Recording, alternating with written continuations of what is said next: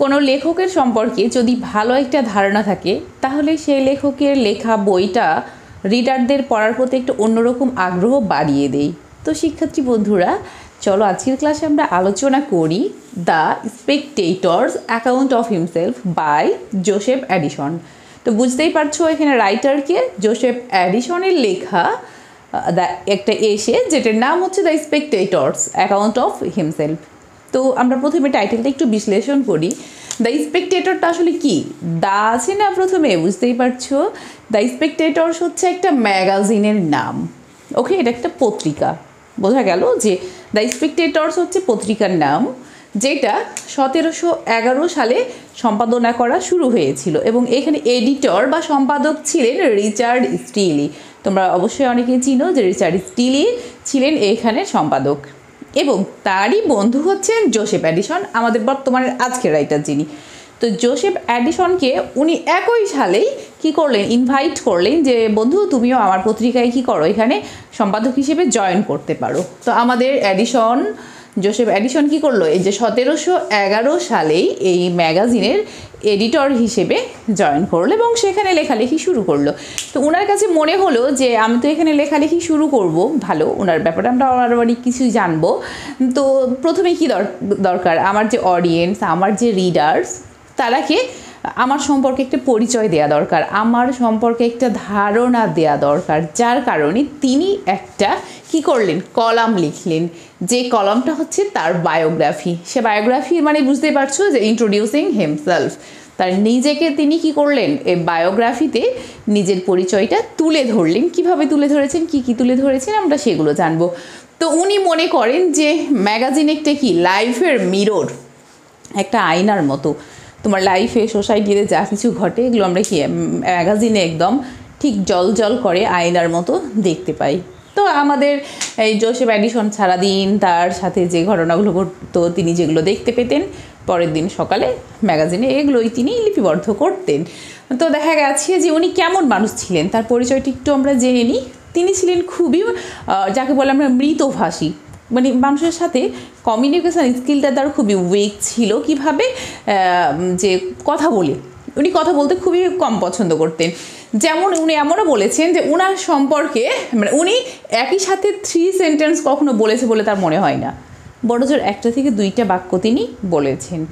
একসাথে কখনো 3টা সেন্টেন্স বলেছেন বলে মনে হয় না। কখনো দিনের দেখা গেছে যে হয়তো উনি 100টার বেশি শব্দ মানুষের সাথে কি করেননি, এক্সচেঞ্জ করেননি। তো এই ব্যাপারটা, এখন তিনি খুবই মৃতভাষী, এর মানে যে ওনার জ্ঞান একেবারেই কম তা কিন্তু না, উনি অনেক জ্ঞানী মানুষ, বাট উনি খুবই কম কথা বলতেন। এবং জ্ঞানী মানুষ হতে হইলে যে তোমাকে অনেক কম কথা বলতে হবে ব্যাপারটা ঠিক এমন বোঝাতে চাননি, তিনি বলতে চেয়েছেন যে তিনি খুব কম কথা বলতেন। এবার দেখো উনি বলছেন যে উনি জ্ঞান অর্জন করেছেন। উনি জ্ঞান অর্জন করেছেন কি থেকে, achieve knowledge from different sources, বিভিন্ন উৎস থেকে।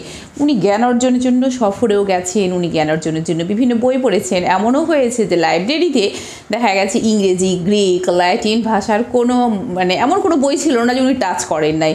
মানে খুব কমই বই তুমি খুঁজে পাবা যেটা কি করেছেন জোসেফ অ্যাডিসন পড়েন নাই। তো তিনি বিভিন্ন ব্রাঞ্চ থেকেই জ্ঞান অর্জন করতেন, বিভিন্ন তোমার বিতর্কতে যেতেন, তোমার হচ্ছে গিয়ে বিভিন্ন সেমিনারে যেতেন, হ্যাঁ, তারপরে হচ্ছে গিয়ে বিভিন্ন জায়গা থেকে তিনি কী করতেন জানো, ওখানে মানে মানুষ যখন বিভিন্ন আলোচনা করতো, তর্ক বিতর্ক করতো, এগুলো উনি শুনতেন।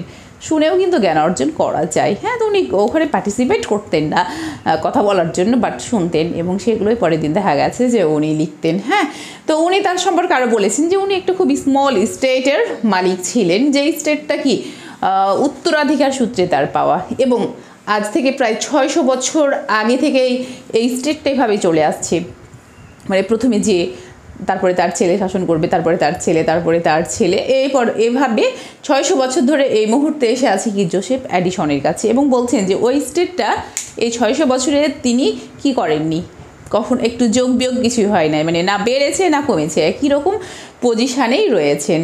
তো উনি যেহেতু খুবই মিতভাষী ছিলেন, বাট জ্ঞানী মানুষ ছিলেন, বুদ্ধিমান তো ছিলেন।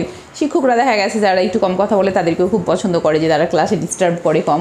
তো উনি নিজে কি ছিলেন, ডিয়ার টু টিচার, শিক্ষকদের কাছে উনি অনেক বেশি প্রিয় একজন মানুষ ছিলেন বা প্রিয় স্টুডেন্ট ছিলেন। আর যেটা বলছিলাম যে বিভিন্ন অকেশনে গিয়ে উনি যে ডিবেটে গিয়ে রাজনীতির বিভিন্ন টক শোতে বা রাজনীতির আলোচনায় উনি পার্টিসিপেট করতেন না ঠিক, বাট শুনতেন, শুনে শুনে জ্ঞান অর্জন করতেন। বিভিন্ন সেমিনারে যেতেন, কফি হাউসে যেতেন, বিভিন্ন জায়গায় গিয়ে কী করতেন, উনি জাস্ট শুনতেন এবং উনি চাইতেন না যে ওকে মানুষ চিনুক, তার সাথে কেউ কথা বলতে আসুক, এগুলো তার পছন্দ ছিল না। যার কারণে তিনি কী করেছেন, তার জীবনে তিনি 3টা জিনিসকে হাইড করেছেন। আচ্ছা, কী কী জিনিসগুলো তিনি হাইড করেছেন? যেমন তার নেম তিনি কখনো প্রকাশ করতে চাইতেন না, তার বয়স কত এইটাও তিনি প্রকাশ করতে চাইতেন না, এবং তিনি কোন লোকেশানে রয়েছেন এটাও প্রকাশ করতে চাইতেন না। কেন? কারণ এইসব জানলে কি হবে, দেখা যাচ্ছে যে রিডার যদি জানি তার নাম কি, তার বয়স কত, তাহলে এমনও হতে পারে যে কোনো ফিমেল রিডার তার প্রতি অ্যাট্রাক্টিভ হতে পারে যে এখনও তো রাইটারের বিয়ে হয়নি বা ইয়াং রাইটার। তো উনি ওভাবে চাইতেন না, উনি চাইতেন যে আমাকে চিনবে আমার লেখার মাধ্যমে, হ্যাঁ, যে আমার লেখাটা যদি তাকে পড়ে ভালো লাগে তাহলে সে আমাকে চিনবে। তো উনি দেখা যাচ্ছে যে তার নাম প্রকাশ করতে অনিচ্ছুক ছিলেন, তিনি কোথায় থাকেন এবং তার বয়স কত, কারণ তার কাছে মনে হতো যে এগুলো ডাজেন্ট ম্যাটার, যে আমার রাইটিংটাই এখানে কি ঠিকঠাক থাকলেই হবে।